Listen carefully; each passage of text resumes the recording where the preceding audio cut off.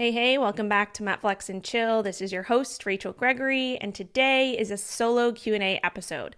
So I don't have any announcements today, but I do have a very quick, friendly request.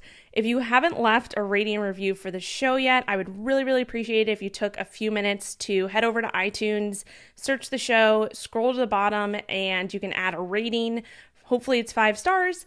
And a quick review, 1 or 2 sentences of, what you think about the show, what you enjoy about the show.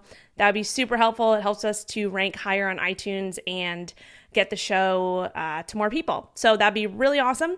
And yeah, that's all I got for you today in terms of announcements or I guess friendly requests. And let's jump into the questions.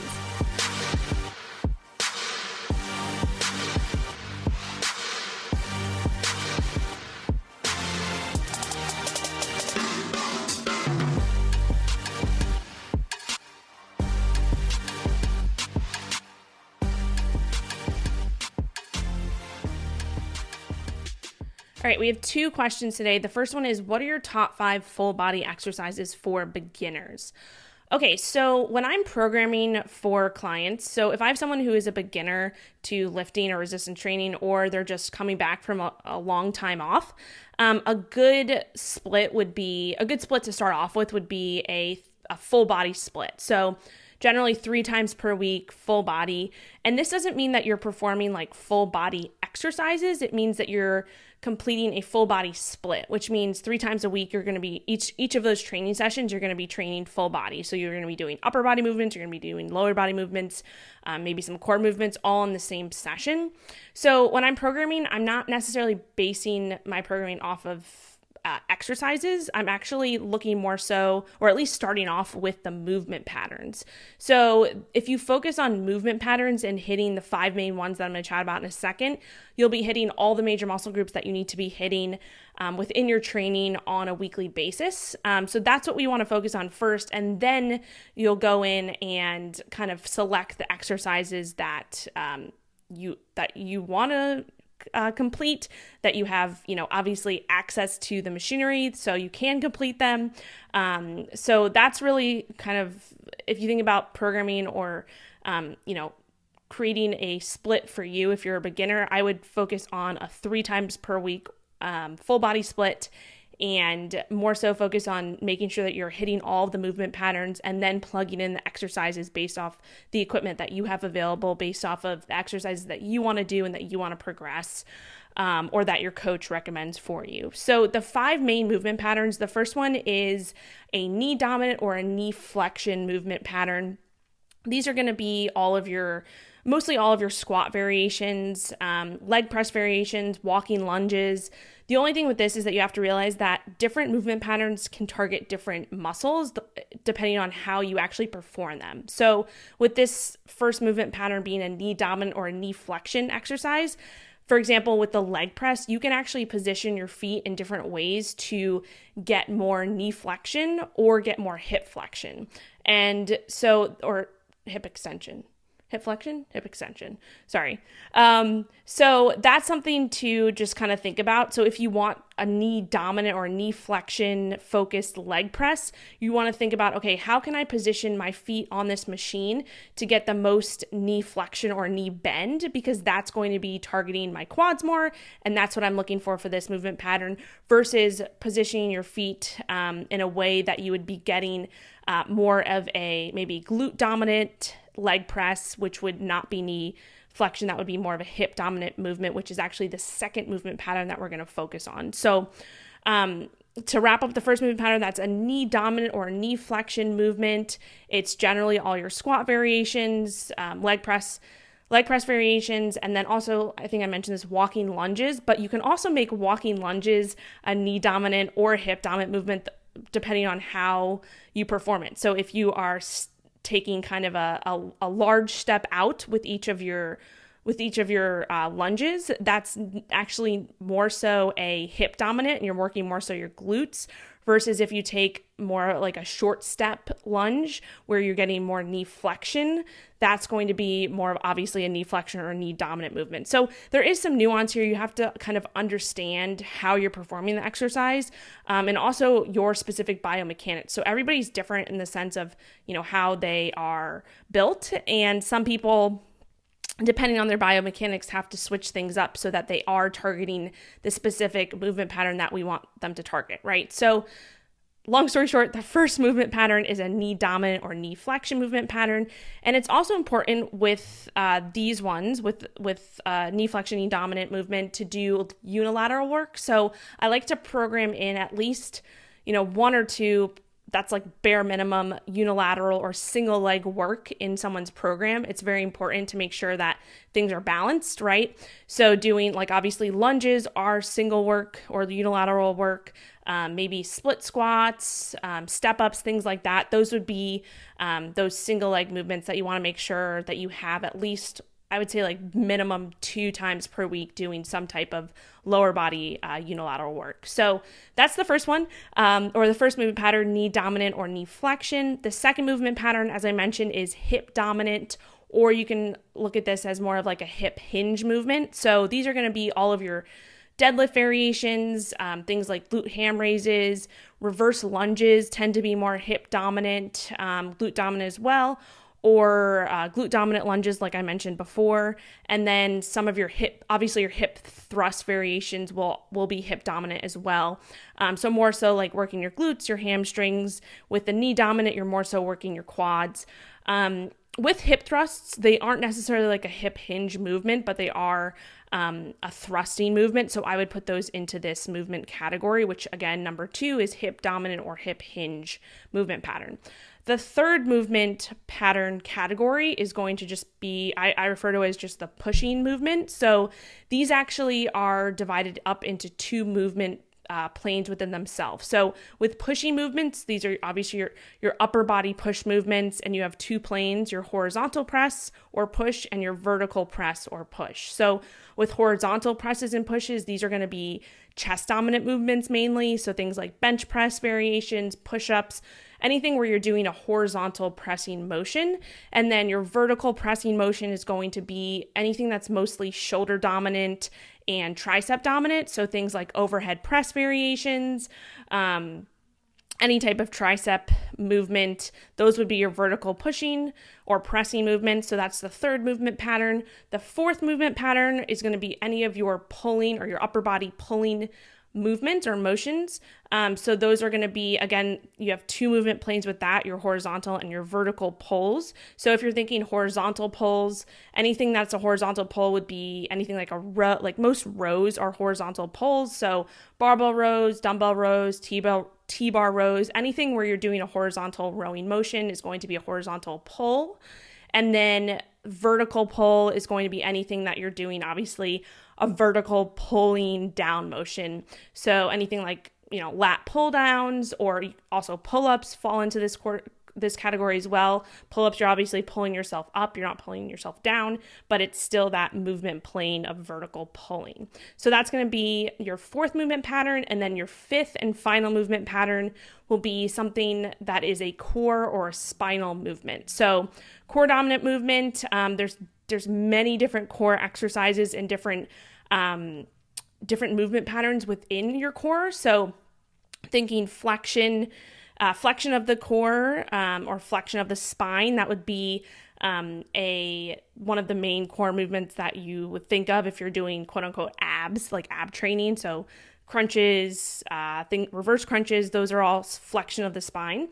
And then any anti-movement exercises. So anti-rotation, anti-extension, anti-lateral flexion. These are all different ways that your core can move, and you can actually train your core in these different movement patterns within this like parent category, which would be that just core, right, and spinal movement. So those are your 5 movement patterns. Actually, I did record a full podcast on the different core movement patterns, so definitely check that out. It's episode 32. It's called Building an Anti-Fragile Core, The Secret to Sexy and Functional Abs. I will link that in the show notes. Again, episode 32. Definitely check that one out. I go through literally every core movement and give you sample or example exercises and things that you can focus on depending on what you're doing. So that would be the fifth and final movement pattern. So when you're thinking about, exercise, right? When you're thinking about training and specifically resistance training, lifting, if you can hit these 5 movement patterns, generally on a weekly basis, you will be pretty much good to go with your training. You'll be hitting all the major muscle groups that you need to be hitting. And that's how I would go about kind of thinking about this rather than thinking about, okay, I'm a beginner, so I'm going to do full body exercises. Generally, full body exercises in themselves are going to be more so like circuit style exercises. So things that I'm thinking about are like, thrusters that you would do at a CrossFit workout. Or obviously push-ups could be considered a full body exercise, but I would more so look at it in terms of movement patterns versus the actual like full body exercise itself, if that makes sense. So just to review, the 5 main movement patterns are 1, a knee dominant or knee flexion movement, 2, hip dominant or hip hinge or thrust movement, 3, a push, so horizontal or vertical push, 4, a pull, horizontal or vertical pull, and then 5 would be a core or a spinal movement. So hopefully that makes sense. Hopefully that somewhat answered your question or at least gave you some ideas related to exercising as or lifting as a beginner. All right, the second question today, what's the best way to know how much protein to eat? Okay, I love this question because if you've listened to my podcast before, I'm a huge fan of protein. So I've actually recorded a bunch of episodes on protein in the past. So I'm going to link a few of those in the show notes below if you haven't heard them or if you're just getting into the podcast and you want to go back and check any of those out. I will link some of those main episodes below. But in general, protein is by far the most important macronutrient when it comes to really anything. So whether it comes to, preserving or building muscle, burning body fat, losing body fat, supporting your body's daily functions, protein is super, super important. So if we're talking about, optimizing overall health, if we're talking about optimizing overall body composition, it doesn't really matter. Protein, I would say, is the most important macronutrient. And it doesn't that mean that fats and carbs don't matter? Obviously, fats and carbs are important. But I do think that protein is, like, if we were going to rank them on importance, protein is definitely number 1, at least in my opinion. And I'm going to chat about some of the reasons in a second. But this is really why I'm such a huge advocate of following a higher protein approach when it comes to your diet, regardless of what your main goal is. So like I said, if your goal is to change your body composition, if your goal is to, within that, obviously building muscle or preserving muscle in a fat loss phase or just general health overall, like, it doesn't matter. Protein is super important. Some of the main reasons for consuming a higher protein approach would be, I'm just going to list out a few of these just to kind of further convince you why protein is so important. So the first one would be protein is essential to, like I mentioned, preserve, build, and repair muscle and other body tissues. Protein is the most satiating nutrient, so that's very important in a fat loss phase. Protein has the highest thermic effect of food, which means that, whenever you're consuming a food and digesting a food, it takes energy to digest that food. So thermic effect of food just means how much energy it takes to digest that particular food. Protein has the highest thermic effect of food, which means it takes a little bit more energy to absorb and digest protein than it does to absorb and digest carbs or fats. Protein is the hardest macronutrient to store as body fat, and there have been several studies that have looked at incorporating higher protein approaches versus higher carb or higher fat, and most all of those studies, at least the ones that I've come across and read into, show that protein, that increasing protein is, or it's hard to store. It's hard to store protein as body fat. It doesn't mean that you can't overconsume protein and that obviously, turn into body fat. You can, but it's harder than if you were to overconsume carbs or fats.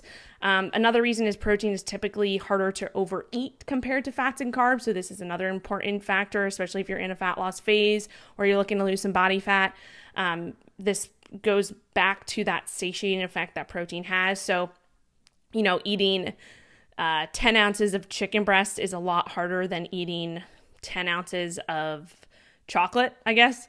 I guess 10 ounces of chocolate is, it's not that much, but you're going to generally have a lot harder time eating 10 ounces of chicken breast versus the same quantity in a fat or a carb source.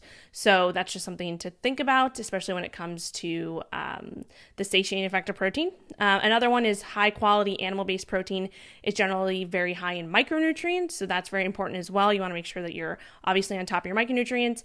And then lastly, and probably not the final reason why protein is so important, but protein is obviously essential for proper metabolic, hormonal, and immune function, as well as transporting and storing nutrients. So that's where, protein is not just the muscle building macro. There's so many different processes that go on in your body that need protein. And so that's just another reason why it's super important. So those are just a few reasons to think about. Hopefully I convinced you why protein is so important.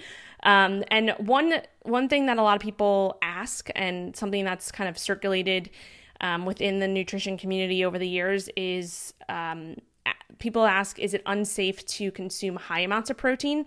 So there's been different research that has come out obviously over the years, but in the most recent research that we've seen that looks at all of the research from the past and obviously current research as well, it's consistently shown that a high protein diet is safe and there are no negative side effects as it relates to kidney function, blood lipid markers, liver function, bone health, or really anything else in that regard.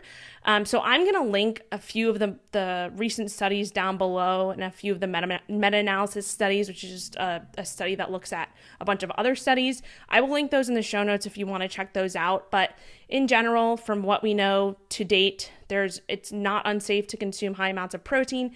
The only caveat here that I would just think about is if you do have some type of pre-existing kidney issue, then there could be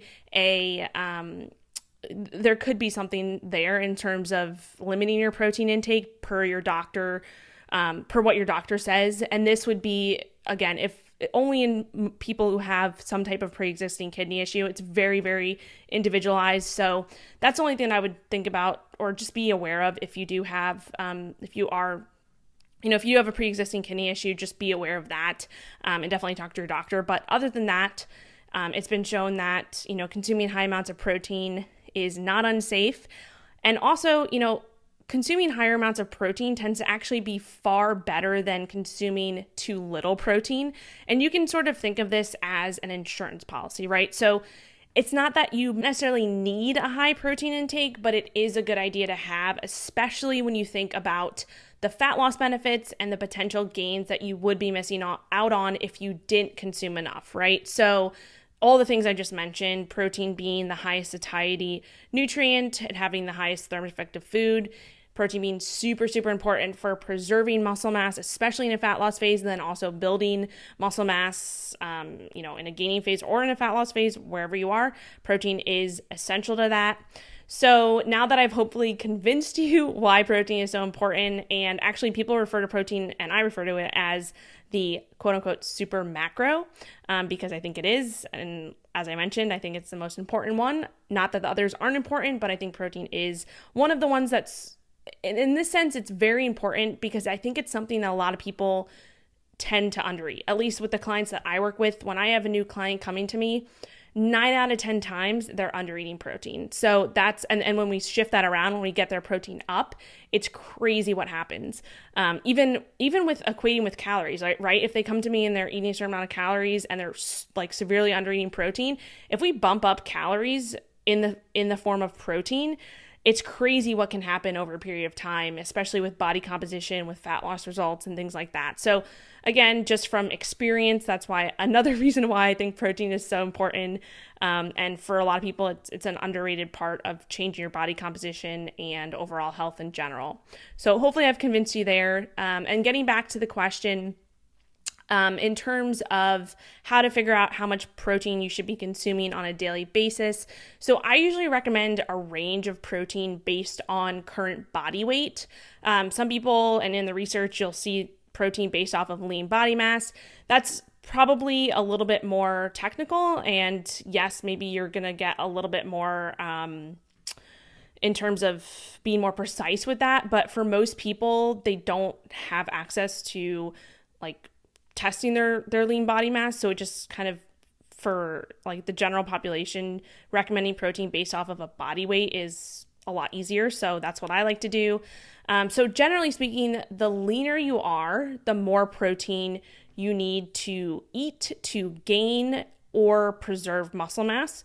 And conversely, the more body fat you have, the less protein you need, because your body generally has enough excess fuel or fat to use for fuel. So that just kind of makes sense. The leaner you are, the more protein you would generally need.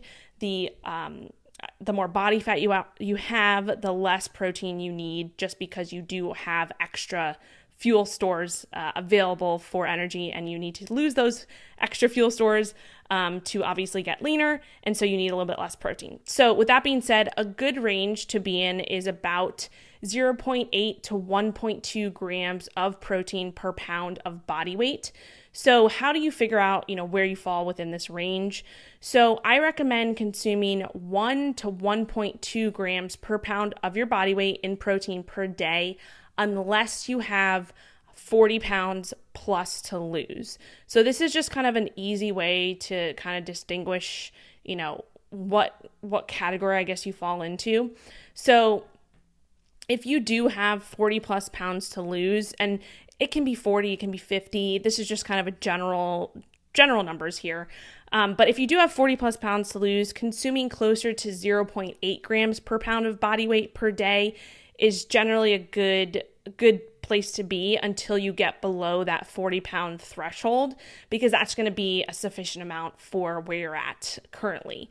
If a large proportion of your body mass is fat tissue or adipose tissue, setting protein higher than 0.8 grams per pound of body weight will likely be excessive. Again, this is also dependent on the person, how much muscle mass you have already. But for talking about in general, like if you have 40 plus extra pounds of body fat that you need to lose, generally staying around 0.8, 0.9 grams per pound of body weight is a good place to start at least. If you don't have 40 plus pounds to lose, consuming about 1 to 1.2 grams of protein per pound of body weight is a good range to be in. And these are just to give you those general ranges, to give you kind of an easy way to assess this. If you're on the leaner side, you generally, will need a little bit more protein. And also, if you are very lean, and also if you enjoy eating protein, like if you enjoy protein-rich foods, and or if you struggle with keeping hunger in check, you can even push protein up a bit higher than 1.2 grams per pound. So you've maybe heard me say in the past 1 to 1.5 grams per pound of body weight. You can definitely go up to 1.5 grams per pound of body weight safely. I've done that before in the past for myself during certain periods of time. It really just depends on, again, how lean you are, if you generally enjoy protein, if you are, for example, maybe in a fat loss phase and you are, you're trying to keep hunger in check, and that protein fills you up better than more carbs or more fats, then that would be a time to incorporate a little bit higher protein.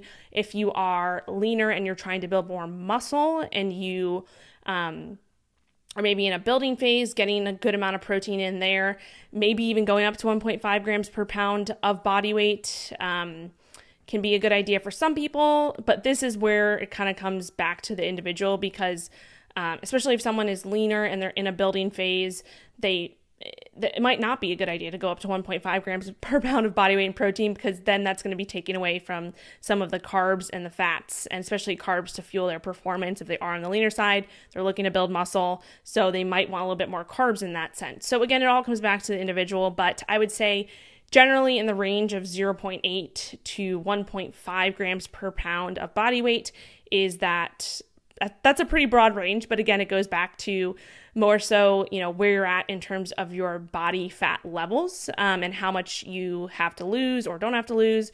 So in summary, again, if you have 40 plus pounds to lose, consuming about 0.8 grams per pound of body weight per day until you get below that 40-pound threshold is a good idea. If you have less than 40 pounds to lose, if we're talking about, fat loss here, consuming between 1 and 1.2 grams of protein per pound of body weight is a good range to be in. And then also just kind of test it out, see how you feel, right? Some people do better with higher protein. Some people do better with moderate protein. I would caution against low protein unless there's a specific medical reason for it. And just to give you a quick example, so if someone weighs 150 pounds and say they don't have 40 plus pounds to lose, maybe they want to lose 10 pounds. Their protein intake range would be between 150 to 180 grams per day. That's between 1 and 1.2 grams per day. Again, they can go higher than that if they want. I wouldn't go below, they could go to 0.8 grams per pound. But that would be the bare minimum. So that's just an example. If you have someone who weighs, say, 240 pounds and they do have 40 plus pounds to lose, they would multiply their body weight by 0.8, and that would get them around 190 grams of protein per day.